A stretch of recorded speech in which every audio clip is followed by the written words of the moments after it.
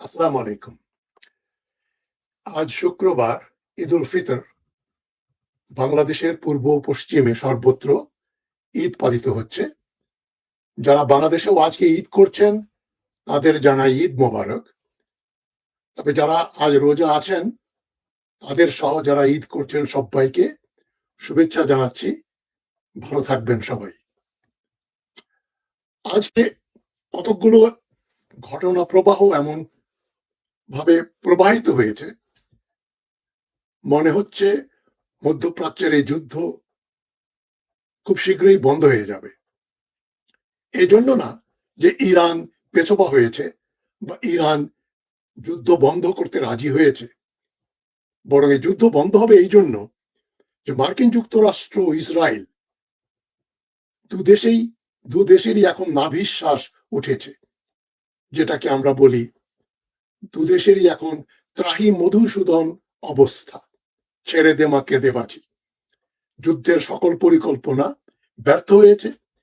ইরানকে পরাজিত করা তো দূরে থাক, এখন ইরানের মার খেয়ে ইসরায়েল এবং মার্কিন যে সহযোগীরা মধ্যপ্রাচ্যে আছে, সৌদি আরব, কুয়েত, বাহরাইন, কাতার, ইউএই, সবাই এখন যুদ্ধ বন্ধ করার জন্য উঠে পড়ে লেগেছে। ট্রাম্পের কতগুলো কথা, আজকে উনি বললেন যে ইরানে আর এখন মার্কিন সেনাবাহিনী নামাবার কোনো পরিকল্পনা তাদের নেই, মানে no more boots on the ground. এবং আজকেও তিনি নেটো এবং মার্কিন যুক্তরাষ্ট্রের যারা এলাই বন্ধু রাষ্ট্র, জাপান এবং অস্ট্রেলিয়া এবং দক্ষিণ কোরিয়া এবং নেটোর দেশগুলো, Canada, Britain, France, Germany, Italy, Spain, সবার কাছে অনুরোধ জানিয়েছিলেন, কালকেও আজকেও একই কথা বলছেন যে হরমুজ প্রণালী খুলে দেওয়ার জন্য তাদের এখানে নৌবাহিনী পাঠানো উচিত। কাল পর্যন্ত ভীষণ রাগ ট্রাম্পের, বলছে যাদেরকে আমরা লালন পালন করছি পশ্চিম ইউরোপে এবং জাপানে এবং কোরিয়াতে সৈন্য সমাবেশ করে অস্ত্র শস্ত্র দিয়ে টাকা পয়সা ব্যয় করে তারা এখন মার্কিন যুক্তরাষ্ট্রের পাশে এসে দাঁড়াচ্ছে না ইরানকে সাহায্য করার জন্য। তবে আজকেও নেটোভুক্ত দেশগুলো এবং জাপান এবং দক্ষিণ কোরিয়া একটু ভিন্ন সুরে কথা বলেছে। তারা বলেছে আমরা হরমুজ প্রণালী খুলে দেওয়ার পক্ষে রয়েছি, আমরা একটা কিছু করব যাতে হরমুজ প্রণালী খুলে যায়, জাহাজ চলাচল করুক এবং তেল ও গ্যাস যেন পৃথিবীর মার্কেটগুলোতে যায় এবং তেলের দাম, গ্যাসের দাম যেন নিয়ন্ত্রণের ভেতরে থাকে। কিন্তু তারা কোনো কংক্রিট কিছু বলেনি। তারা কেউ বলেনি যে তারা সৈন্য পাঠাবে, নৌবাহিনী পাঠাবে। এমনকি মার্কিন নৌবাহিনীর বড় বড় অফিসাররা মনে করেন যে হরমুজ প্রণালী খুলতে যাওয়া একটা আত্মঘাতী ব্যাপার হবে, তাদের পক্ষে এত জনবল এবং অস্ত্রশস্ত্র নষ্ট করে এই কাজ করতে যাওয়ার একটা বিরাট অ্যাডভেঞ্চার হবে। সুতরাং একটু আগে আমি একটা ভিডিও দেখছিলাম, সে ভিডিওতে যা দেখালো তেল আবিব ও অন্যান্য শহরে ইসরায়েলি নাগরিকেরা ইরানের যুদ্ধ বন্ধ করার জন্য রাস্তাঘাটে যেভাবে প্রতিবাদে ফেটে পড়েছে, পুলিশ পালিয়ে যাচ্ছে পুলিশের গাড়ি দিয়ে এবং যত্রতত্র জনগণ হাঙ্গামা করছে, একটা মব অ্যাকশন হচ্ছে, যুদ্ধ বন্ধ করো।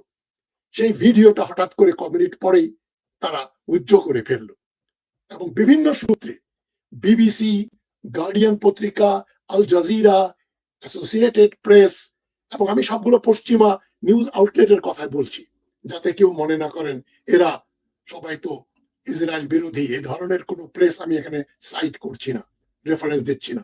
যারা মোটামুটি পশ্চিমা দেশগুলোর সমর্থক, ইসরায়েলের সমর্থক, তাদের যে রিপোর্টগুলো আসছে এবং ইসরায়েল থেকে চোরাগুপ্তা যে খবরগুলো আমরা পাচ্ছি, প্রচন্ড রকম মিসাইল হামলা হচ্ছে ইসরায়েলে। কালকে তারা বেন গুরিয়ান বিমানবন্দর গুড়িয়ে দিয়েছে ইরানের মিসাইল, এবং আজ সিজিল এবং যে খুরমশার 4 এবং খাইবার শিকান এবং আরো অন্যান্য ডেডলি মিসাইল গুলো, এবং ইসরায়েলের উপরে যে হারে ইরান মিসাইল হামলা করছে, যেভাবে তারা তাদের মানুষজন মারা যাচ্ছে, সৈনিক মারা যাচ্ছে, মার্কিন সৈন্যদের হতাহত হচ্ছে প্রচুর পরিমাণে, এবং দালান কোঠা ভেঙে তেল আভিভ এবং জেরুজালেম থেকে শোনা যাচ্ছে প্রচন্ড রকম গোলা বারুদের শব্দ, বোমার শব্দ। এগুলো পাশ্চাত্য নিউজ আউটলেটেই রয়েছে, আমি দেখলাম, সেগুলো আমি সাইট করব আপনাদের। তো নেতানিয়াহুর নামে যে স্টেটমেন্ট ইসরায়েলি সরকার ইস্যু করলো, সেখানে নেতানিয়াহুর বরাত দিয়ে বলা হচ্ছে ইরানের এখন আর পারমাণবিক বোমা বানানোর সামর্থ্য নেই। আমরা 28শে ফেব্রুয়ারি যখন আমেরিকা ও ইসরায়েল আক্রমণ করলো হঠাৎ করে ইরানের উপরে, তখন বলা হলো ইরান অবিলম্বে আর পারমাণবিক অস্ত্র বানিয়ে ফেলবে, থ্রেট রয়েছে। হঠাৎ করে এখন নেতানিয়াহু বলছে যে তাদের কাছে কোনো অস্ত্র নেই, বানানোর সামর্থ্য নেই, আমরা নষ্ট করে দিয়েছি। তার মানে ইসরায়েল অবিলম্বে যুদ্ধ বন্ধ করতে চায়। অ্যাসোসিয়েট প্রেসের খবরে দেখলাম ইসরায়েলের বহু বহু শহরে ইরান প্রচন্ড হামলা করছে। আমেরিকান সেনা ও বহু ইসরায়েলি সৈন্য ও সিভিলিয়ান নিহত হয়েছে। এছাড়া সৌদি আরব, কাতার, বাহরাইন এবং আমেরিকার যেখানে যেখানে ঘাঁটি মিত্র দেশগুলোতেও ইসরায়েল তাদেরকে ব্যতিব্যস্ত করে রেখেছে।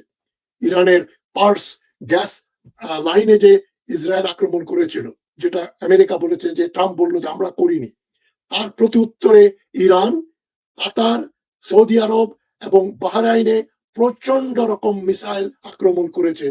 এখন ঘটনাটা এমন ঘটেছে, ইসরায়েল এখন যুদ্ধ বন্ধ করতে মরিয়া, তারা এখন আর যুদ্ধ চায় না। বিবিসির একটা রিপোর্ট আমি আপনাদের উদ্ধৃত করছি।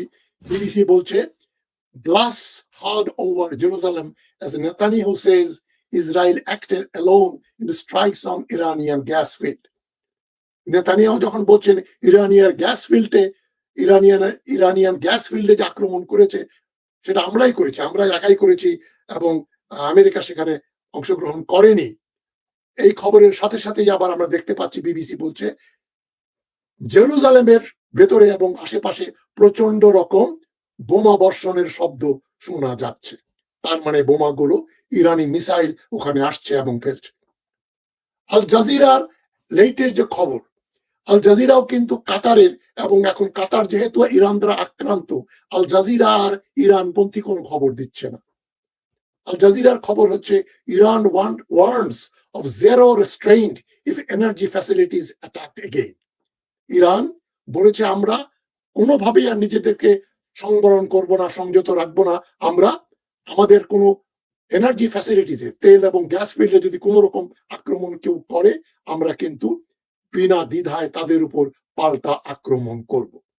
ইরান এখন মার মুখ, এবং ইসরায়েল এবং আমেরিকা এখন কিছুটা পিছু হটেছে, তারা আবার যুদ্ধ বন্ধ করার প্রক্রিয়া চালু করতে যাচ্ছে। কারণ নেটো তাদের সমর্থনে আসছে না। পৃথিবীর কোন দেশ, 12টা মুসলিম প্রধান দেশ স্টেটমেন্ট দিয়েছে, যেটা আমি আজকের গতকালকের ভিডিওতে বলেছি, সেটা লিপ সার্ভিস মাত্র। তুরস্ক, Pakistan, Saudi Arabia, Bahrain, Kuwait, এই সমস্ত দেশ। এবং যুদ্ধের ব্যাপারে যেটা আমরা আরো জানতে পারছি যে ট্রাম্প অ্যাডমিনিস্ট্রেশন, যেটা গার্ডিয়ান পত্রিকা বলছে যে ট্রাম্প অ্যাডমিনিস্ট্রেশন দিশেহারা, কেননা জাপানের প্রাইম মিনিস্টার বলেছেন ট্রাম্পকে যে তার দেশ ইরান যুদ্ধে অংশগ্রহণ করতে পারবে না। তারা হরমুজ প্রণালী খুলে দিতে চায়, কিন্তু জাপানের পররাষ্ট্রমন্ত্রী ওয়াশিংটনে এসে ট্রাম্পকে বলে গেলেন যে আমরা কিন্তু এখানে কোনো সৈন্য বা জাহাজ পাঠাতে পারবো না। সেজন্যই এখন গার্ডিয়ানের আরেকটা খবর হচ্ছে যে যুদ্ধ কবে বন্ধ হবে, no time frame for ending US war against Iran, যেটা মার্কিন যুক্তরাষ্ট্রের হকিশ যুদ্ধপ্রিয় ডিফেন্স মিনিস্টার, তাদের প্রতিরক্ষা মন্ত্রী পেট হেগসেথ বলছেন যুদ্ধ কবে বন্ধ হবে সেটা আমরা বলতে পারি না। তবে বৃহস্পতিবারে যেখানে অত বড় বড় হামলা করেছে ইরান এবং এর ফলে আমাদের অনেক ক্ষয়ক্ষতি হয়েছে, সেটাও তারা এখন স্বীকার করে নিচ্ছে। তবে কবে যুদ্ধ শেষ হবে এটা হেগসেথ বলতে পারছেন না। এগুলো কিসের সিমটম? যে যুদ্ধে মার্কিনীরা খুব একটা সুবিধা করতে পারছে না। একটা খুব ইম্পর্টেন্ট ডেভেলপমেন্ট হয়েছে এই যুদ্ধের ব্যাপারে। কাতার, আপনারা জানেন মার্কিন ঘাঁটি রয়েছে, সবচেয়ে বড় ঘাঁটি মধ্যপ্রাচ্য কাতারে। সেটা কাতারের প্রধানমন্ত্রী যে কথা বললেন, এক অভিনব জাতকের গল্প। তিনি কি বললেন যে this war needs to stop immediately, এই যুদ্ধ অচিরেই বন্ধ হয়ে যাওয়া উচিত। Everyone knows who the main beneficiary of this war is, সবাই জানে এই যুদ্ধের সবচেয়ে বড় কাদের উপকার হয়েছে, বেনিফিশিয়ারি কারা, কারা এই যুদ্ধের সবচেয়ে বেশি ফল লাভ করেছে। It's not in Tehran, Washington আর দোহা। যারা সবচেয়ে বেশি লাভবান হয়েছে এই যুদ্ধে তারা কেউ তেহরানে, ওয়াশিংটনে বা দোহায় থাকে না। ইটস ইন টেল আভিভ, তারা তেল আভিভে থাকে, ইসরায়েলের রাজধানীতে থাকে। তার মানে একই শুনি রাম মুখে, মানে একই শুনি যে যারা যুদ্ধে মার্কিন যুক্তরাষ্ট্রের সবচেয়ে বড় সহযোগী কাতার, কাতারের প্রধানমন্ত্রী বলছেন এই যুদ্ধ শুরু করেছে ইসরায়েল এবং তাদেরই উপকার হয়েছে বেশি, সুতরাং এই যুদ্ধ অচিরেই বন্ধ হয়ে যাওয়া উচিত। তো এই খবরগুলোর লিঙ্ক আমি আপনাদের দিয়েছি। তবে ইরানের ব্যাপারে আবার সৌদি আরবের ফরেন মিনিস্টার, পররাষ্ট্রমন্ত্রী ফয়সাল বিন ফারহান আল সাউদ খুবই কঠোর ভাষায় ক্রিটিসাইজ করেছে ইরানের, এবং তিনি ইসলামের কথা ব্যবহার করে বলছেন a true Muslim would not attack their neighbours, specially Muslim neighbours. মানে একজন ভালো মুসলমান তার প্রতিবেশীদের উপর আক্রমণ করতে পারে না, বিশেষ করে মুসলমান প্রতিবেশীদের উপর। If Iran believes Gulf states are incapable of resilience, its calculations are wrong. তিনি হুমকিও দিচ্ছেন, সৌদি আরবের পররাষ্ট্রমন্ত্রী ইরানকে হুমকি দিচ্ছেন, ইরান যদি মনে করে এই গালফ রাষ্ট্রগুলো খুবই অযোগ্য, ইনকেপেবল, তারা যুদ্ধ করতে পারে না, তাদের রেজিলিয়েন্স নেই, তাহলে ইরান খুব ভুল ক্যালকুলেশন করেছে। মানে এগুলো হচ্ছে যখন মানুষ পরাজয়ের দ্বার প্রান্তে পৌঁছায় তখন তারা বলে যে আমরা কিন্তু তোমাদের দেখে নেব, তোমরা আমাদের মনে করেছো কি। সুতরাং তারা কি মনে করেছে তা তো ইরান দেখিয়ে দিচ্ছে, একটার পর একটা হামলা হচ্ছে। গত 20-21 দিনে যা হলো, একটা এনার্জি ক্রাইসিস হয়েছে সারা দুনিয়াতে, এবং তা সত্ত্বেও এত বড় যুদ্ধ এই কথাবার্তা বলার পরে ট্রাম্প এখন বলছেন তিনি ইরানের সেনাবাহিনী পাঠাবেন না। নেতানিয়াহু বলছেন যুদ্ধ খুব তাড়াতাড়ি শেষ হয়ে যাবে, জনগণ যা মনে করে তার চেয়ে অনেক আগেই শেষ হয়ে যাবে। এবং নেতানিয়াহু ইসরায়েলি হামলা ইরানের উপর যে করেছে, গ্যাস ফিল্ডে হামলা করেছে, সেটাকে আবার ডিফেন্ড করছে যে আমরা ভালোই করেছি। ইরান কিন্তু ইতিমধ্যে হুমকি দিচ্ছে, কি হুমকি দিচ্ছে? Complete destruction of energy facilities. আমাদের অয়েল ফিল্ডে, গ্যাস ফিল্ডে তোমরা হামলা করেছো, আমরা এই মধ্যপ্রাচ্যের যতগুলো এনার্জি ফ্যাসিলিটিস আছে, তেলের রিফাইনারি, তেলের খনি, গ্যাসের খনি, সবগুলো আমরা ধ্বংস করে দেব। কি বিভীষিকাময় অবস্থা সৃষ্টি হবে, মানে $200 ব্যারেলেও তেল পাওয়া যাবে না। মানে যে তেলের দাম এখন $100 বেশি, সেটা ডাবল হয়ে যাবে, 3 গুণ হয়ে যাবে। এবং কাতার বলেছে তাদের এনার্জি এক্সপোর্ট রিকভার করতে 1 বছরের বেশি সময় লাগবে। সুতরাং যেটা আমি কালকে বলেছি, ইরান এবং ওমান মিলে হরমুজ প্রণালীর নিয়ন্ত্রণ গ্রহণ করবে যুদ্ধের পরে, এবং সেখানে বিদেশি যত জাহাজ আসবে তাদের উপরে টোল বসানো হবে। এখন মার্কিন যুক্তরাষ্ট্রের বড় বড় অফিসার, মন্ত্রী সবাই এখন চিন্তা করছে যে যুদ্ধ দীর্ঘায়িত হলে কি অবস্থা হবে। ডোনাল্ড ট্রাম্প খুবই নার্ভাস, তিনি জানেন তেলের দাম বাড়লে মার্কিন যুক্তরাষ্ট্রে তার যে পরিমাণ, যে জনপ্রিয়তা আছে, সেটা একেবারে তলানিতে নামবে, এবং তখন আর তার মিড টার্ম ইলেকশন হবে সিনেটের, সেই নির্বাচনে ট্রাম্পের দল, রিপাবলিকান দল শোচনীয় ভাবে পরাজিত হবে।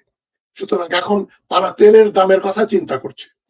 ইরানিয়ানদের জীবন বিপন্ন হচ্ছে, তাদের মেরে ফেলা কোনো সমস্যা না, সমস্যা হচ্ছে তাদের নিজেদের অর্থনৈতিক বিপর্যয়। আপনারা চিন্তা করতে পারেন যে গালফের দেশগুলো একটাও এই 21 দিন 1 ফোঁটা তেল রপ্তানি করতে পারেনি। তবে এখন যদি যুদ্ধ বন্ধ হয়ে যায়, মানে একতরফা ভাবেই আমেরিকা যদি বলে যে যুদ্ধে আমরা বিজয় লাভ করেছি, যেটা কালকে আমি বলেছি, ট্রাম্পের অ্যাডভাইজাররা থাকে সেটাই বলছেন, ট্রাম্প যদি বলেন আয়াতুল্লাহ খামেনিকে আমরা মেরে ফেলেছি, রেজিম চেঞ্জ হয়ে গিয়েছে, এখন নতুন রেজিম আর যুদ্ধ করার মতো ক্ষমতা নেই, এবং নেতানিয়াহু বলছেন যে ইরান এখন আর কোনো পারমাণবিক হুমকি নয়। ইতিমধ্যে কিন্তু ডোনাল্ড ট্রাম্পের আরেকজন উপদেষ্টা তুলসি গ্যাবার্ড, তিনি আবার নতুন হুমকির নতুন তথ্য জাহির করছেন যে এখন পাকিস্তান এত শক্তিধর হয়ে পড়েছে, পাকিস্তানের ইন্টারকন্টিনেন্টাল ব্যালিস্টিক মিসাইল ডেভেলপ করেছে। ICBM, সেটা দিয়ে মার্কিন যুক্তরাষ্ট্রে পাকিস্তান পারমাণবিক অস্ত্র দিয়ে আক্রমণ করতে পারে। মানে এখন তারা ইরানকে বাদ দিয়ে পাকিস্তানকে ধরতে যাচ্ছে, যে পাকিস্তান নির্লজ্জভাবে মার্কিন যুক্তরাষ্ট্রকে সহযোগিতা করছে। তো এরপরে হয়তো তুরস্ককেও ধরবে। তুরস্কও কিন্তু ইরানকে নিন্দা করেছে।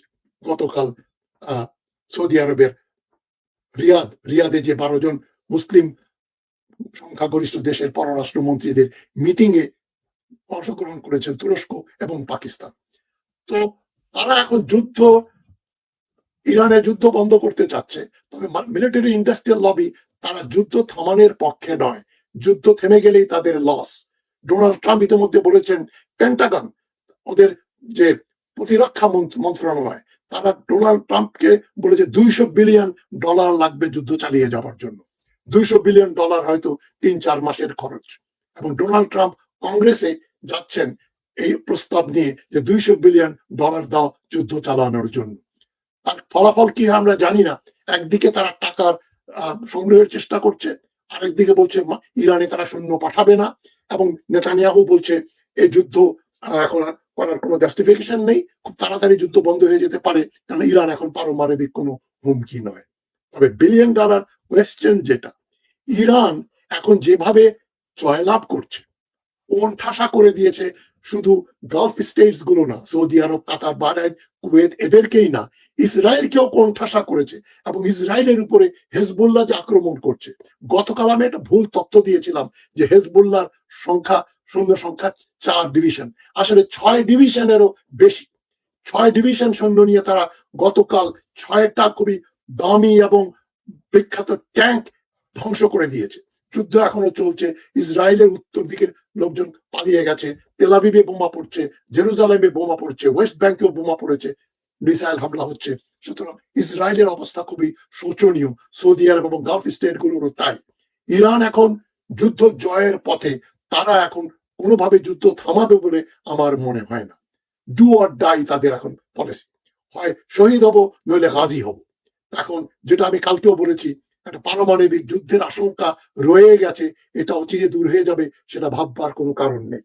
তবে বাংলাদেশের মতো দেশগুলো এই যুদ্ধের ফলে সবচাইতে বেশি ক্ষতিগ্রস্ত হবে, যে অর্থনৈতিক বিপর্যয় আসবে, তেলের দাম, খাদ্যের দাম, সারের দাম বেড়ে যাবে, এবং মধ্যপ্রাচ্য থেকে বহু লক্ষ শ্রমিক বাংলাদেশে ফেরত চলে যাবে যুদ্ধ যদি দীর্ঘায়িত হয়। সেই জন্য বাংলাদেশের সবাইকে আমি বলি, আপনারা ধৈর্য ধারণ করেন, এবং বুদ্ধিজীবী সুশীল সমাজকে বলছি, মুসলমানদের পক্ষে একটা স্টেটমেন্ট দেন। মুসলমানদের পক্ষে, ইসলামের পক্ষে কথা বললে আপনাদের সেকুলারিজম নষ্ট হয়ে যাবে না, আপনারা বরং জাতে উঠবেন। যদি ইসরায়েলের বিরোধিতা করেন, ইসরায়েলের সমালোচনা করেন, বাংলাদেশের কিছু হুজুর মৌলবী সাহেবেরা আর কিছু মার্কিন ও ইসরায়েলপন্থী বুদ্ধিজীবী, তথাকথিত বুদ্ধিজীবী অ্যানালিস্ট, বাংলাদেশের ঘরে ঘরে অ্যানালিস্ট, সারাদিন আমি দেখি বিভিন্ন চ্যানেলে উদ্ভট তথ্য দিয়ে উদ্ভট কথা বলে তারা ইউটিউব গরম রাখছেন। তাদের বলছি, আমেরিকার দালালি করে কোনো লাভ হবে না। আমেরিকা এখন ইতিহাস হয়ে গেছে, ইসরায়েল ইতিহাস হয়ে গেছে। এখন অলরেডি কিছু কিছু দেশ তেল কিনছে ইউয়ান দিয়ে, এবং চীন অ্যাক্সেস পাচ্ছে, পাকিস্তান অ্যাক্সেস পাচ্ছে, ঢুকতে পারছে হরমুজ প্রণালীর ভেতর দিয়ে তেল আনার জন্য, বাংলাদেশও যাচ্ছে। তবে ওই দেশগুলো যারা তেলে সমৃদ্ধ দেশ, তারা 1 ফোঁটা তেলও রপ্তানি করতে পারছে না। ইরানের তেলের খনি নষ্ট হওয়ার পরেও ইরান পুরো মাত্রায় তেল উৎপাদন করছে, এবং আগের চাইতে অনেক বেশি পরিমাণে, এবং তাদের আগের চাইতে আয় উপার্জন বেশি হচ্ছে, কেন তেলের দাম বহুগুণ বেড়ে গেছে।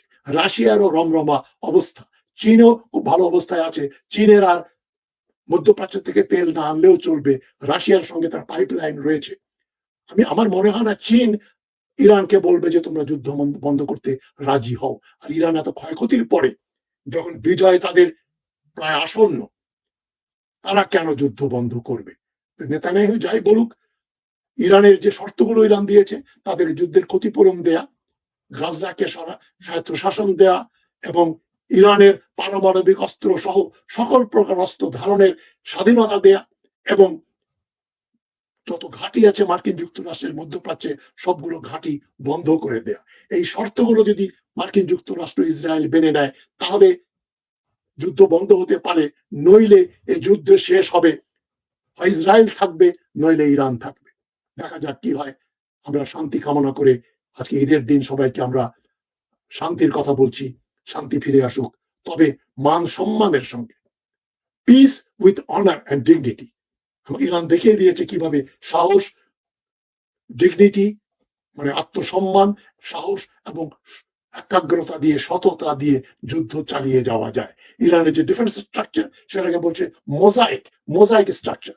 এক জায়গায় না, চারদিকে বিভিন্ন ভাবে তাদের কমান্ড গুলো অটোনমাসলি কাজ করছে। সুতরাং নেতা বা সেনাপতি মারা গেলেই ইরান যুদ্ধ বন্ধ করছে না, এবং ইরান এটা 30 বছর যাবত এই পরিকল্পনা করে প্রস্তুতি নিয়েই তারা যুদ্ধের জন্য প্রস্তুত ছিল।